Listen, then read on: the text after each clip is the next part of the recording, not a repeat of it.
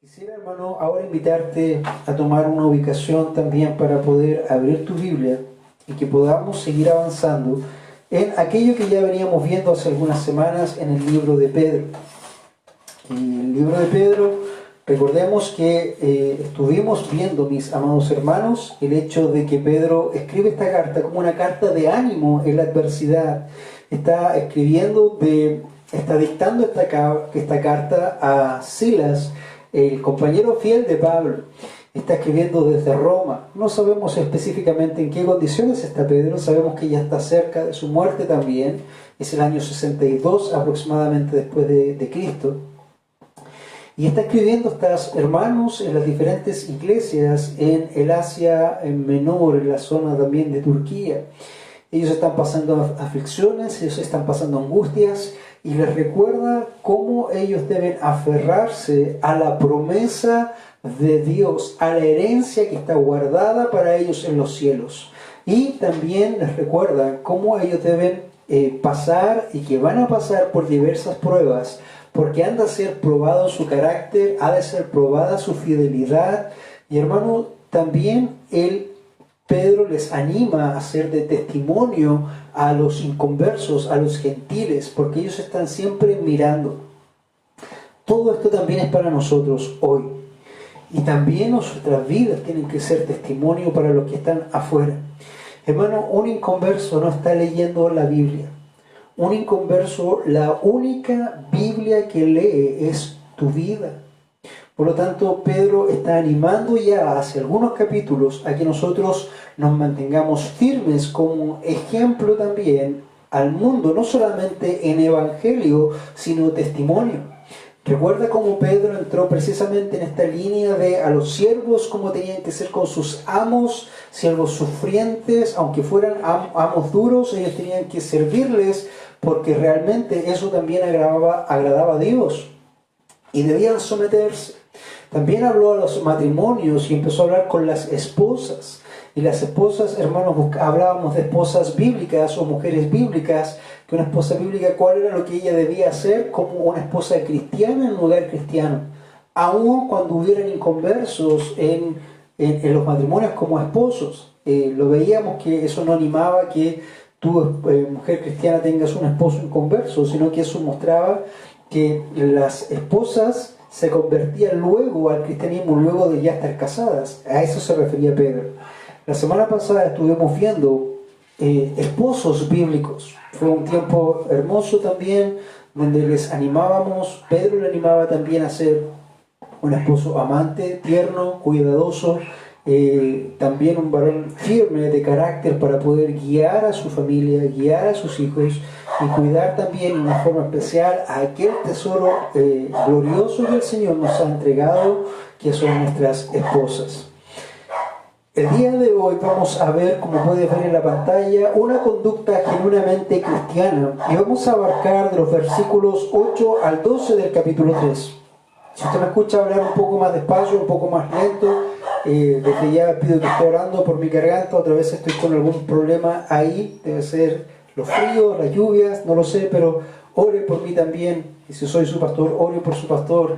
Si usted está viendo, ore por este pastor también para que pueda seguir enseñando la palabra de Dios. Quiero invitarles, hermanos, a que busquen en sus Biblias 1 de Pedro 3, del 8 al 12.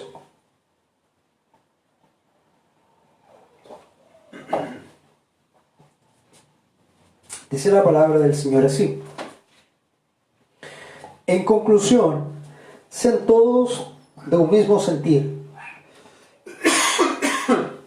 compasivos, fraternales, misericordiosos y de espíritu humilde, no devolviendo mal por mal o insulto por insulto, sino más bien bendiciendo, porque fuisteis llamados con el propósito de heredar bendición. Pues el que quiere amar la vida y ver días buenos, refrene su lengua del mal y sus labios de hablar engaño. Apártese del mal y haga el bien, busque la paz y sígala. Porque los ojos del Señor están sobre los justos y sus oídos atentos a sus oraciones. Pero el rostro del Señor está contra los que hacen mal. Amado Dios, voy delante de su presencia, una vez más dando gracias por este tiempo que nos permite entrar a su palabra. Señor, también con temor y temblor entramos a esta palabra porque entendemos que la palabra es santa. Usted es santo y nosotros, Señor, en nuestra carne no lo somos. Por lo tanto, Señor, es una tarea ardua, es una tarea difícil, es una tarea de mucho temor, de mucho celo. Y quiero rogarte, Padre Santo, que me permitas dirigir a la congregación, a tus hijos que hoy en esta hora, para que tú puedas mover cambio. Señor, no solamente tiene que ver con la verdad, sino que tiene que ver cómo tú tomas esa verdad y la aplicas a tus hijos para que ellos puedan ser movidos en sus entrañas, en su convicción, en su esencia, precisamente para poder vivir aquellas cosas que están aprendiendo. Señor, líbranos de ser solamente personas que juntan conocimiento en sus mentes, sino que aquellas cosas que tú pones, Señor, nos muevan nuestras vísceras, nuestras entrañas, para ponerlas por obra, Señor. Ya no es tiempo de jugar a ser cristiano, ya no es tiempo, Señor, de jugar a escuchar o tener más o menos conocimiento. Es tiempo de aquellas cosas que conocemos, que nos hagan madurar, que nos hagan crecer, porque el tiempo está cerca y necesitamos avanzar. Gracias, Señor, porque nos da la oportunidad de estas predicaciones, y guíanos, Señor, para que sea una predicación bíblica, que sea tu palabra la que sea manifestándose en esta hora a cada una de las vidas. Señor, que tu Espíritu Santo obre en esta hora, muévase en los hogares de cada uno de mis hermanos, en las vidas de cada uno de ellos, Señor, para que pueda transformar, quebrantar esas vidas y esos corazones. Lo rogamos, Señor, en el nombre de Jesús. Amén y amén. Una conducta genuinamente cristiana. ¿Por qué el ardor de la oración? ¿Por qué el clamor de la oración? Porque, hermanos, una iglesia bíblica no es bíblica solamente porque el contenido que se enseña es bíblico, sino porque aquellas personas que han sido transformadas por el poder de Dios aplican esas verdades bíblicas en su diario vivir. Eso los caracteriza. Eso nos muestra como cristianos genuinos, como genuinamente cristianos. Eso tiene que ver con nuestra conducta. Hermanos, un conocimiento amplio sin el amor, sin la misericordia, sin ponerlo en práctica, no hace más que hinchar nuestras mentes, que enorgullecer nuestros corazones y mostrarnos como personas soberbias. Ese no es el deseo, ese no es el ánimo, ese jamás ha sido la intención de una iglesia bíblica. Una iglesia bíblica tiene que, con la verdad de Dios, quebrantar nuestras vidas, quebrantar nuestros corazones, que esta palabra gloriosa penetre hasta lo más profundo y penetre hasta el tuétano, parta y divida, para que nos quebrante y nos humille delante de la presencia de Dios. Esa es, amados hermanos, la idea de una predicación bíblica. Que tengamos una luz clara y diáfana para poder avanzar como hijos de Dios, pero también que tengamos ese calor glorioso para poder ministrar y compartir con los otros. Hermanos, muchas veces a las iglesias bíblicas se les han acusado de frías, de soberbias, y hermanos, la verdad es que muchas veces los acusadores tienen razón. Y es por eso que nosotros debemos tomar la verdad de Dios y aplicar en nuestras vidas para que podamos tener no solamente una correcta enseñanza, sino que también una correcta práctica en nuestras vidas. Podamos crecer, podamos madurar. Si tenemos cosas de niños, hermanos, en la fe, dejemos las cosas de niños para que podamos crecer y avanzar. Esa es la idea de este mensaje con respecto a una conducta genuinamente cristiana que Pedro nos va a poner. Mira, parte el versículo diciendo, en conclusión. ¿Y por qué habla de conclusión o de concluir? Porque Pedro está exhortando y animando a los hermanos a cómo deben ser como creyentes en cada aspecto de sus vidas.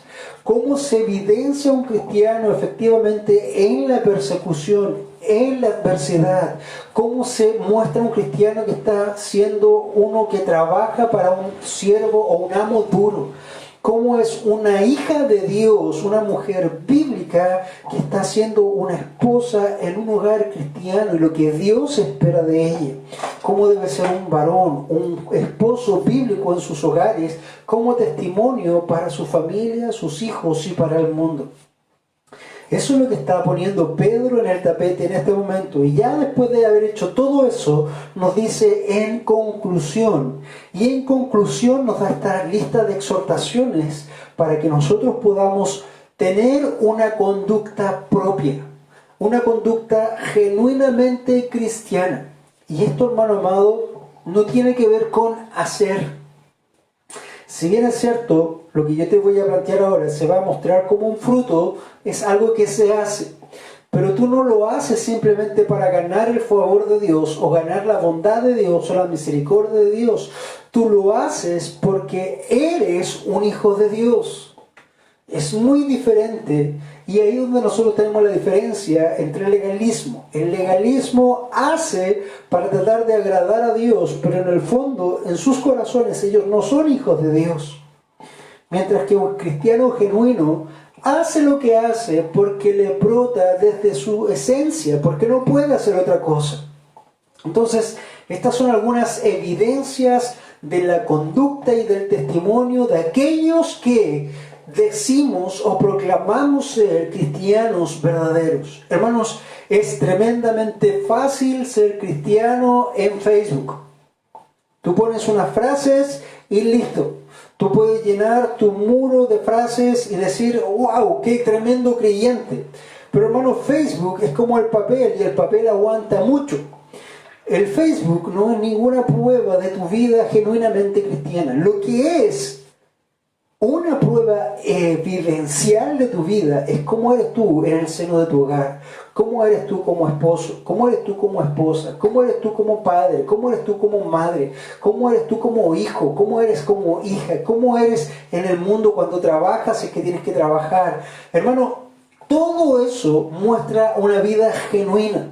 Muchas veces este asunto de las redes sociales, que no son malas en sí, pero nos engañan y nos hacen autopercibirnos como muy importantes o como muy santos, cuando realmente eso es simplemente un espacio digital que tú lo pones y se aparta. Pero nuestras vidas cristianas se pesan en lo real, en lo que vivimos al día. Alguien dijo por ahí con respecto a los amigos del Facebook, tener amigos del Facebook y tener muchos amigos de Facebook es como tener mucho dinero en el Monopoly. Realmente no hace mucha diferencia, ¿verdad? Entonces, no es que esté atacando las redes, sino que, hermano, quiero mostrarte el punto de lo que debe ser un cristiano genuinamente en sus convicciones, en su vida diaria, en su forma, en donde esté. Y es aquí donde nosotros vamos a comenzar. Si te fijas, Pedro tiene la conclusión aquí del tema de la sumisión que inició en el versículo 2, capítulo 2, versículo 13. En esta conclusión Pedro describe cómo han de vivir los cristianos. Por consiguiente les ofrece un patrón para la conducta cristiana. Quisiera hacer referencia a cómo lo expone la versión NBI, que es bastante, por lo menos en este texto, fiel al original. Dice así la palabra de Dios: finalmente, vivid todos vosotros en armonía unos con otros. Sed simpáticos, afectuosos con los hermanos. Tened entrañas de compasión y sed humildes. No devolváis mal por mal, ni insulto por insulto. Al contrario, responded siempre con bendiciones, porque en orden a esto fuisteis llamado para poseer en herencia una bendición. Lo primero que nosotros vamos a destacar en este pasaje, como un primer punto, vamos a poner un título que es siendo todos de un mismo sentir. Y cuando hablamos de ser todos de un mismo sentir, hermanos, esto tiene que ver mucho con la escritura en tantos pasajes que nos dicen cómo podrán estar dos juntos si no estuvieran de acuerdo. O qué comunión tiene la luz con las tinieblas. Y tantas otras cosas que nosotros podemos entender. Cuando la Escritura señala que todos debemos amarnos como uno solo, porque hay un Señor, un bautismo, una fe, y hermano, todo esto es para la gloria sola de Dios. Entonces debemos entender que todas las cosas de los cristianos genuinos deben ser de un mismo sentir. No necesariamente tenemos que pensar todos exactamente igual, pero sí el foco principal, el amor que debemos tener hacia Dios y hacia los hermanos debe ser de un sentir genuino. Todos en un mismo sentir. En el griego dice, esta lectura es, sean todos unánimes. Todos estén buscando una sola cosa. En este caso es la gloria de Dios, manifestándose en hacer discípulos, en crecer también nosotros como cristianos maduros, para que ya no tengamos que estar bebiendo leche, sino que ahora podamos comer comida sólida. Sed unánimes. Ahora la pregunta es, ¿quiere decir Pedro que todos los cristianos tienen que pensar del mismo modo? La verdad que no del todo. Pablo centra su atención en el mismo asunto en su carta a los Filipenses. Y Pablo dice, y si otra cosa sentís, eso también os lo revelará Dios. Si tenemos en cuenta la variedad de dones y talentos que Dios ha dado a su pueblo, es de esperar que existan diferencias de opinión. Pero Pedro quiere que estas diferencias no dividan a la iglesia, sino que la enriquezcan. Por eso exhorta a los creyentes a vivir en armonía unos con otros. Si te das cuenta, mi amado hermano, esto es lo que nosotros necesitamos también comenzar a trabajar en nuestra iglesia.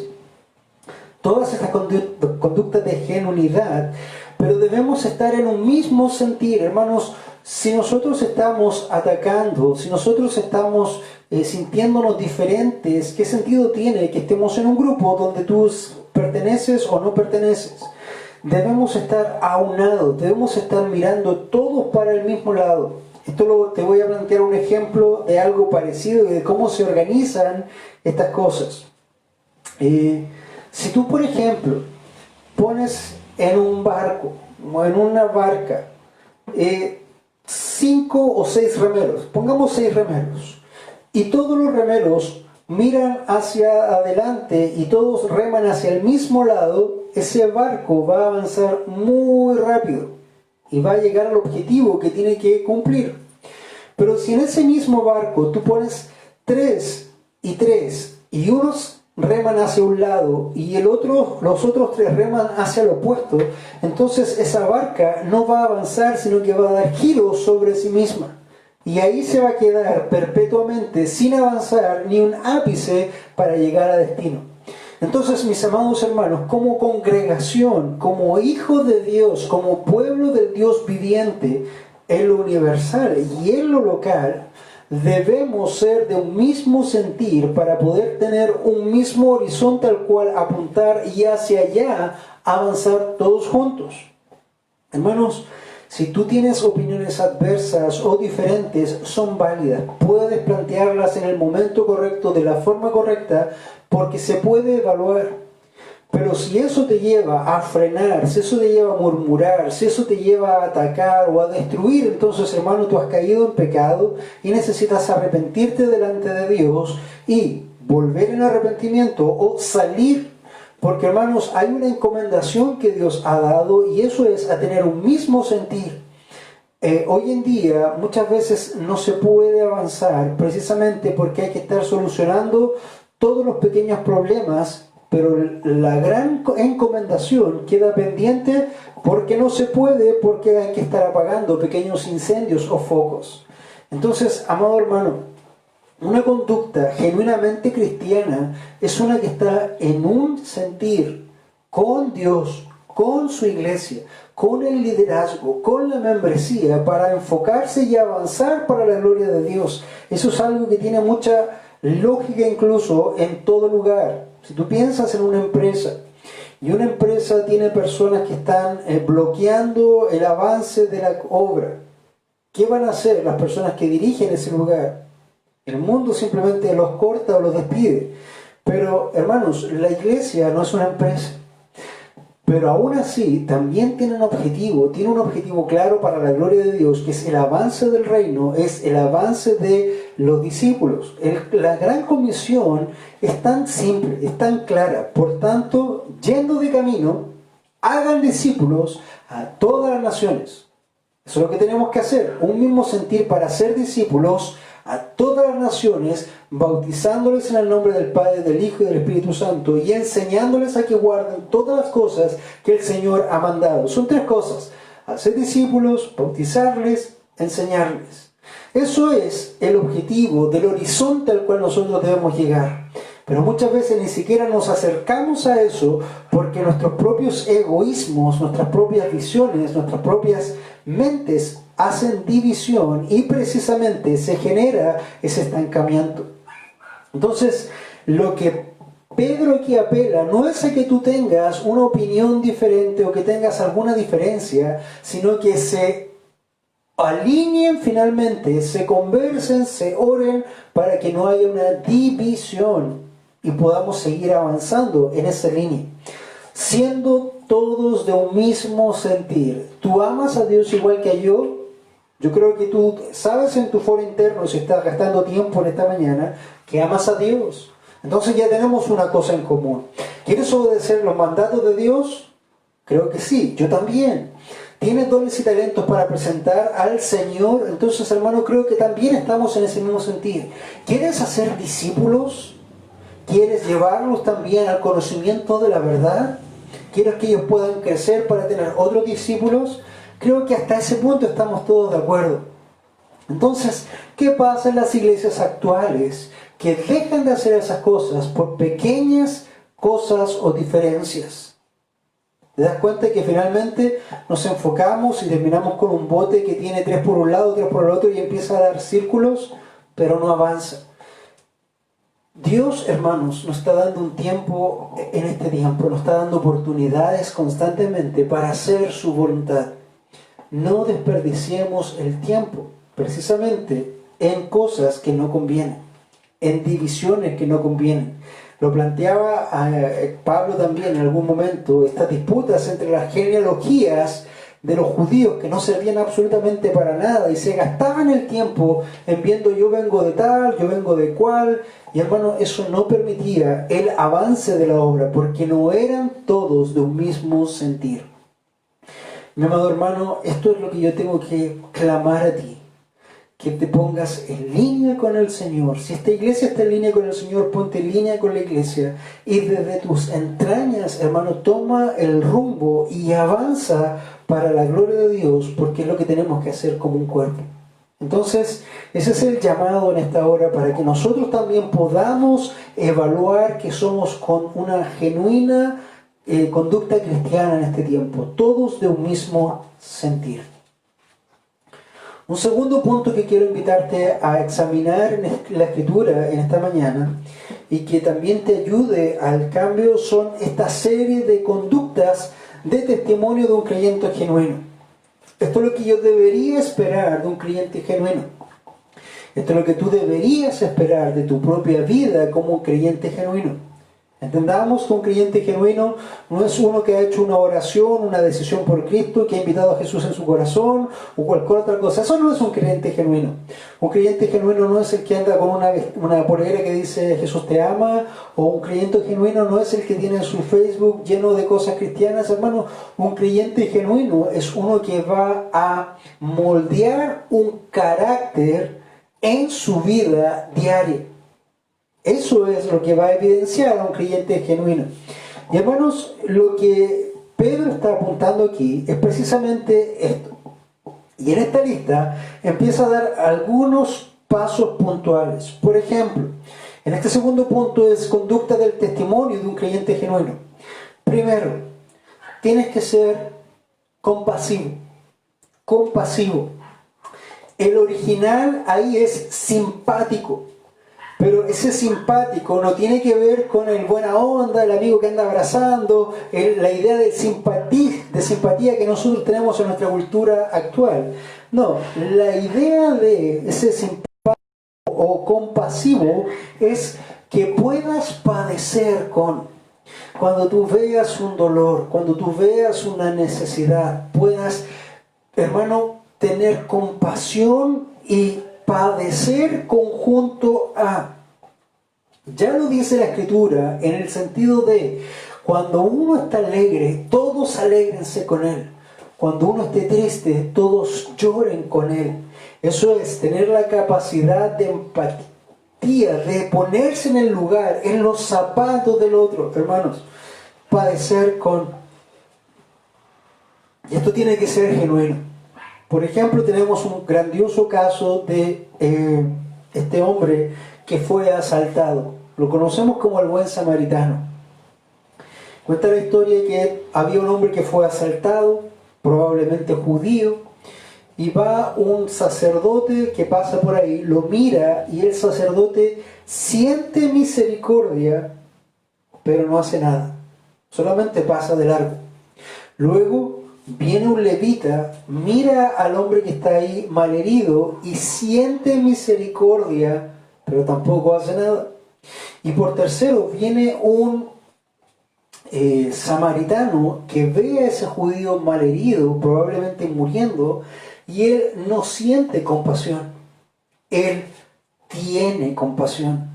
Y al tener compasión, eso le lleva a la acción. Y la acción fue involucrarse, mancharse las manos, sus ropajes con sangre, manchar su caballo probablemente o su asna y llevarlo a un mesón, ponerlo ahí y estar consciente de que eso iba a tener un precio al que pagar, y él estuvo dispuesto incluso a pagar el precio por ese desconocido. Atiéndemele bien y todo lo que él debiere yo te lo pagaré. Hermanos, hay una tremenda diferencia entre sentir compasión y tener compasión. Y Dios nos llama a ser compasivos, a tener compasión, a padecer con el otro. Los cristianos, hermanos, deben demostrar su preocupación y su interés para con el prójimo, especialmente en tiempo de alegría y dolor, como lo vimos. Deben alegrarse con los que se alegran y lamentarse con los que se lamentan. Eso lo podemos ver en Romanos 12:15 y 1 Corintios 12:26. Entonces, esta es una de las primeras conductas que se espera de un creyente genuino, que sea compasivo. Una segunda conducta que se espera de un creyente genuino es que sea fraternal. Pedro repite lo que ya he escrito anteriormente. Dado que ya en el primer capítulo él observa que los lectores tienen sincero amor por los hermanos, el versículo 22 lo aclara, el término griego que Pedro utiliza en general es un modo que abarca tanto a los hermanos como a los hermanos de la casa de Dios. Hermanos, ser fraternal es ese amor no fingido, ese amor que viene desde las entrañas. Antiguamente se entendía las entrañas como el hígado, como los intestinos.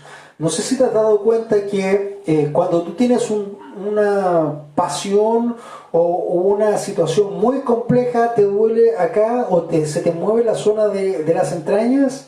Bueno, eso es lo que Pedro está diciendo. Cuando nosotros amemos, tenemos que ser genuinamente, hermano, amando desde las entrañas, desde la profundidad de las entrañas a nuestro hermano. No solamente un amor aquí, que dice: hola, sí, te muerdo pero no te trago. Hermano, eso no tiene que ver con un cristiano genuino. Si tú lo has pensado así, tienes que arrepentirte de eso y amar a tu hermano como Cristo le amó, amar a tu hermano como Dios le ama, amar a tu hermano desde las entrañas con ese amor fraterno. Eso es lo que el Señor está diciendo, eso es lo que Pedro está exhortando y eso es lo que Dios espera de uno de sus hijos. Yo sé que es difícil muchas veces, hermano, esto, porque tenemos diferencias, tenemos opiniones, tenemos nuestros caracteres diferentes, pero hermano, eso no es relevante a la hora de demostrar lo que es un cristiano genuino. Dios también nos llama a ser misericordiosos, muy parecido a compasivos. En griego la palabra traducido como misericordioso o compasivo es mucho más descriptiva. Describe sentimientos que parecen provenir de la parte interior de nuestro cuerpo. Básicamente es lo mismo. Si te fijas, mi amado hermano, todo esto que tiene que ver con la conducta genuina no es solamente algo que se sabe. Hermano, no solamente es sana doctrina, sino es algo que conmueve todo tu cuerpo. Esto es como una electricidad que pasa como el conocimiento y te mueve y te lleva a obrar, porque eso es lo que es un creyente genuino. Entonces, dice, viene un sentimiento que no solamente mente o razón, sino que se lleva a las emociones y se lleva a la acción. Describe sentimientos que parecen provenir de la parte interior de nuestro cuerpo, literalmente los intestinos, en especial cuando somos testigos del sufrimiento de otra persona que está soportándolo.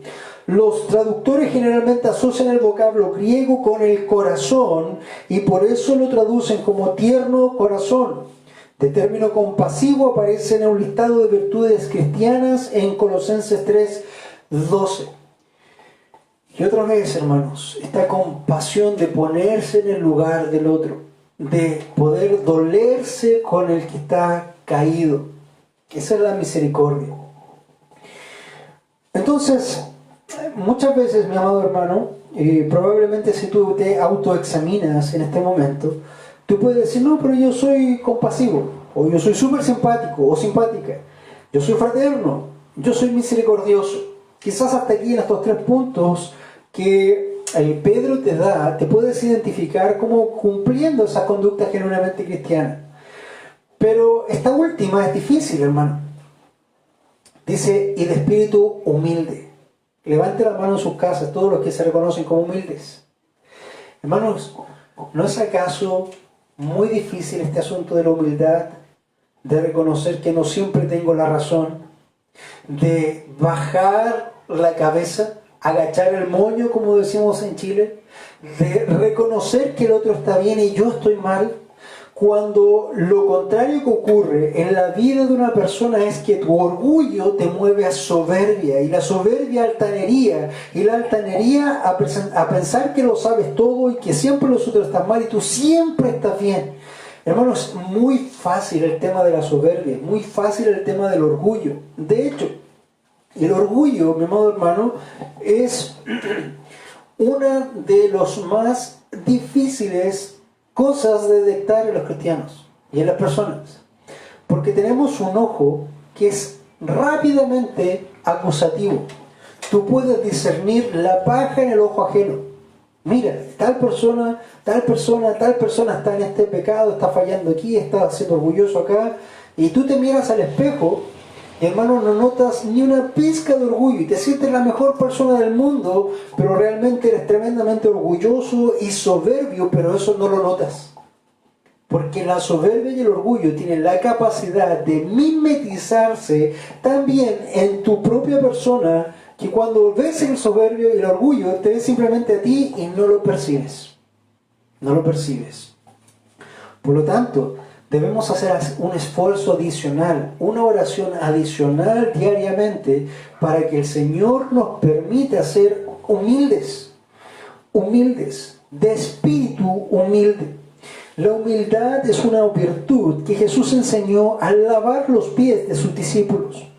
Jesús dio el ejemplo del servicio abnegado al mostrarse dispuesto a ser el menor en la compañía de sus discípulos, a ser el siervo de todos. En el capítulo 5 de esta epístola, Pedro repite su exhortación a ser humildes al dirigirse a los jóvenes. Revístanse de humildad en su trato mutuo. Hoy día, mi amado hermano, la humildad está haciendo crisis, porque está habiendo una falencia. Y la soberbia en el mundo cristiano el día de hoy es como una pandemia. Nuestro hermano Samuel Alonso escribió hace un tiempo atrás un artículo llamado Entre los focos y la cruz. Hoy día, la gran mayoría de aquellos grandes pastores conocidos quieren estar en los focos, se mueven de conferencia a conferencia, porque ahí hay focos, hay luz, están alumbrados, están siendo conocidos, están siendo admirados. Pero hermano, ¿quién quiere estar a la sombra de la cruz?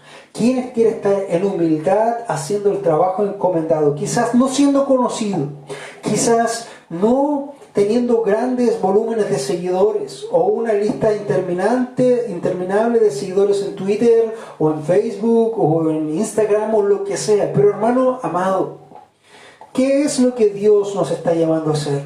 ¿A ser grandes, conocidos, a estar en las luces? ¿O nos llama a estar en humildad, al pie de la cruz, incluso bajo la sombra de la cruz? Lo importante, amado hermano, no es que tú seas grande, no es que tú seas conocido, no es que tú, hermano, te destaques. Lo importante es que tú puedas hacer la obra encomendada por Dios, y la obra encomendada por Dios es ir y predicar el Evangelio y hacer discípulos y llevar a esas personas que estaban en la oscuridad a la luz de Cristo. ¿Cuántos están gastando su tiempo y sus fuerzas en plantar otras iglesias? Aunque nadie los vea, aunque nadie los reconozca. Hermano, no tiene que ver con un reconocimiento de los hombres. El que busca gloria personal y reconocimiento de hombres, los va a tener. Los va a tener. Pero eso solamente, y es todo lo que va a tener. Porque gloria de Dios no va a tener, porque ya tuvo gloria de los hombres. Pero hermano, el que hace las cosas en humildad para la gloria de Dios, en un espíritu humilde, no solamente está teniendo una conducta genuinamente cristiana, sino que también en su momento va a ser exaltado y reconocido con gloria de Dios. Si tú pudieras escoger en esta hora, ¿qué te interesa más? ¿La gloria de hombres para ser exaltado y reconocido hoy? ¿O quizás ser ignorado, no conocido, pero que Dios te exalte y te glorifique en tu tiempo cuando tú eres humilde y avanzas con las cosas que quieres hacer? Te invito, si tienes tiempo, a buscar en la página de Predicación Expositiva este artículo de nuestro hermano Samuel Alonso, Los focos y la cruz. Es un muy buen artículo. Entonces, mi hermano amado, cuando cerramos este punto de conducta del testimonio de un creyente genuino, tenemos que pensar que estas virtudes reflejan la gloria de Dios en la iglesia cuando los hermanos y las hermanas viven en armonía. Hermano, tú estás reflejando al Dios mismo cuando tú tienes estas conductas genuinamente cristianas. Y yo estoy hablándole a creyentes, estoy llamando a que tú puedas ser genuinamente cristiano si has sido transformado y regenerado por el poder del Espíritu Santo. Sería un necio si le hablara a cabritos y le dijera que tú, cabrito, tienes que comportarte como oveja. Es absurdo. Pero como no estoy hablando a cabritos, sino que a creyentes, te digo que debes considerar estas cosas y debes reconocer dónde están tus falencias, arrepentirte, humillarte delante de Dios, ir delante del Señor, desde tu foro interno, desde tu mente, desde tu alma, desde tu cuerpo, de todas las formas, para que pueda mover un cambio en tu vida. Hermano, es tiempo de cambiar. Es tiempo de avanzar conforme a lo que Dios ha establecido que hagamos. ¿Sabes por qué? El tercer punto que nosotros vamos a tocar es porque nosotros tenemos en esto herencia. Todo esto, como genuinos cristianos, nos lleva a herencia. Dice la palabra de Dios: no devolviendo mal por mal o insulto por insulto. Qué fácil es devolver mal por mal, ¿verdad? O cuando alguien te insulta, qué fácil es devolver el insulto. De hecho, nuestra carne nos pide: pero no te puedes quedar. En Chile se usa mucho la palabra el carbonero. ¿Y qué dijo el otro? O le toca la oreja. ¿Y qué dijo el otro? Mira lo que respondió. Y empiezan los dimes y diretes. Y esto, hermano, es natural de la carne. Pero tú no eres de la carne. Estoy hablando a un genuino cristiano. Por lo tanto, Pedro te exhorta y te dice: no debes devolver mal por mal o insulto por insulto, sino más bien bendiciendo, porque fuisteis llamados con el propósito de, escucha esto, heredar bendición. Tú ya has sido heredero de una bendición tremendamente grande. No tiene comparación con ninguna otra cosa. Tu herencia es inmarcesible, tu herencia está segura, tu herencia está en los cielos. Por lo tanto, mi amado hermano, dedícate a lo que el Señor te dice. Y eso es, no es devolviendo mal por mal, o carne por carne, o insulto por insulto, o mensaje contra mensaje. Hermano, es bendice, bendice, humíllate, conversa, accede, restaura. Porque eso es lo que espera el Señor, porque tú ya has heredado una bendición para eso. Escucha lo que dice el Salmo 34, que es lo que cita el autor. Dice, pues, y son tremendos consejos, el que quiere amar la vida y ver días buenos. Te consulto, hermano, en esta hora. ¿Tú quieres amar la vida y ver días buenos en tu propia vida, en tu familia, en tu seno? Si eso sí, escucha lo que dice la palabra de Dios. Refrena tu lengua del mal y que tus labios no hablen engaño. Qué fácil es recibir crítica y dar crítica de vuelta. Qué fácil es cuando te hacen mal, querer dar mal. Qué fácil es insultar cuando te insultan. Pero hermano, ¿quieres ver días buenos en tu vida? Entonces, abstén tu lengua. Guarda tu lengua del mal. Y que tus labios, amado hermano, no hablen engaño. Apártate del mal y haz el bien. Busca la paz y síguela. Hermanos, todos esos son consejos de lo que un cristiano genuino hace. Escucha lo que dice después. Porque los ojos del Señor están sobre los justos. El Señor está viendo todo lo que estás padeciendo. El Señor está viendo todo lo que te están insultando. Pero también el Señor está viendo tu respuesta ante eso. Fíjate, el Señor piensa ahí cuando está mirándote y cuando tú eres acusado o blasfemado, insultado, criticado y tú simplemente oras por esa persona y te apartas. Esa es una buena actitud. El Señor se va a gozar en ello. Pero ¿qué piensas que va a hacer el Señor cuando vean que te insultan, que te critican y tú de vuelta devuelves el insulto, devuelves el golpe? El Señor va a estar ahí meditando realmente en esa actitud, ¿verdad? Entonces, porque los ojos del Señor están sobre los justos y sus oídos atentos a sus oraciones. No solamente esas actitudes genuinas de un creyente te van a llevar a ser una mejor persona cristiana, sino que también Dios va a estar atento a tus oraciones. ¿Quieres que Dios te escuche? Bueno, hermano, aquí tienes un listado de cosas que tú debes evidenciar, no hacer, evidenciar, fluir de tu vida, porque tú eres un cristiano. Esto es de ser cristiano, no parecerlo. Sus oídos estén atentos a sus oraciones, pero el rostro del Señor está contra los que hacen el mal. ¿Tú quieres que el Señor te mire y te dé su favor o quieres que Él voltee su rostro en contra tuya? Porque eso es lo que dice la palabra. Dice, pero el rostro del Señor está contra los que hacen el mal.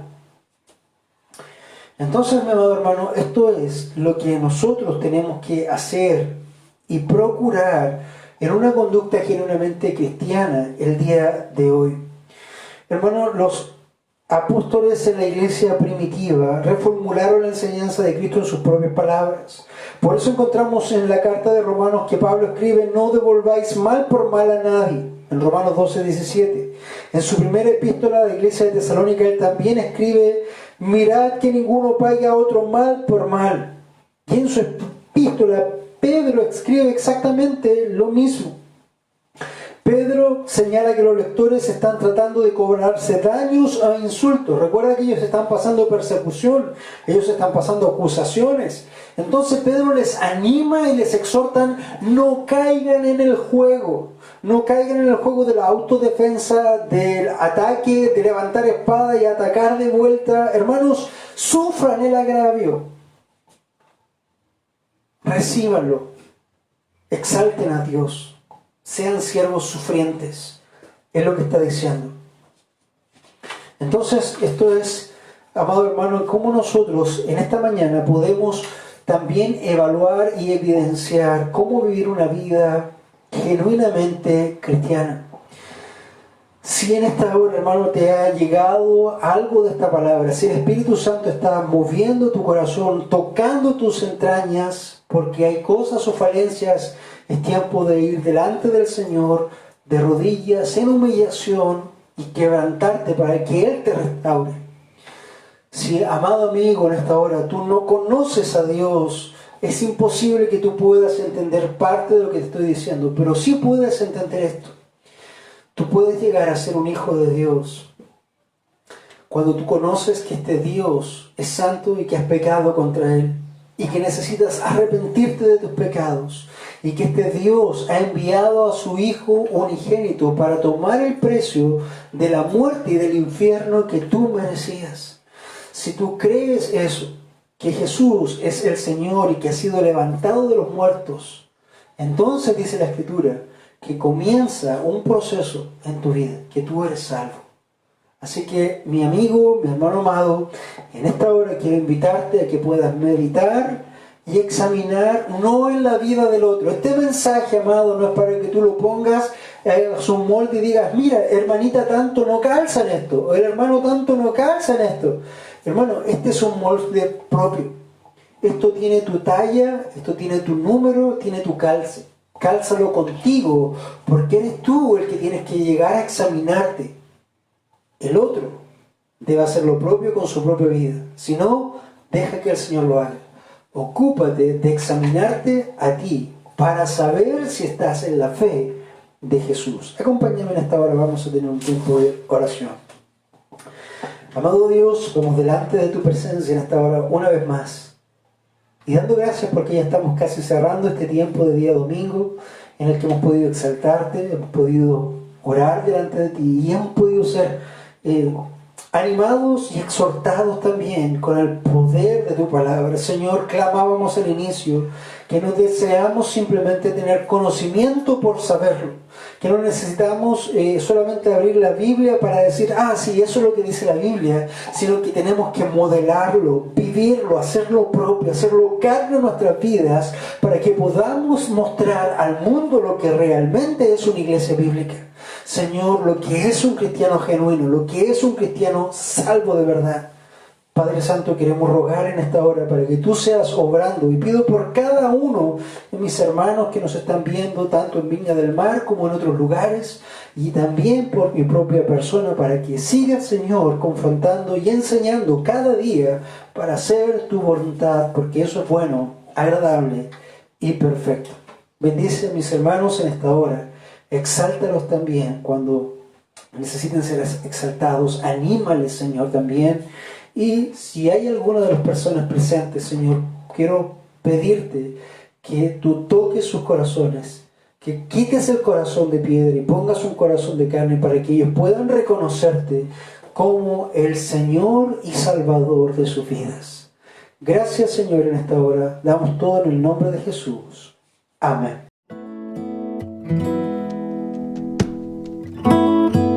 Mm-hmm.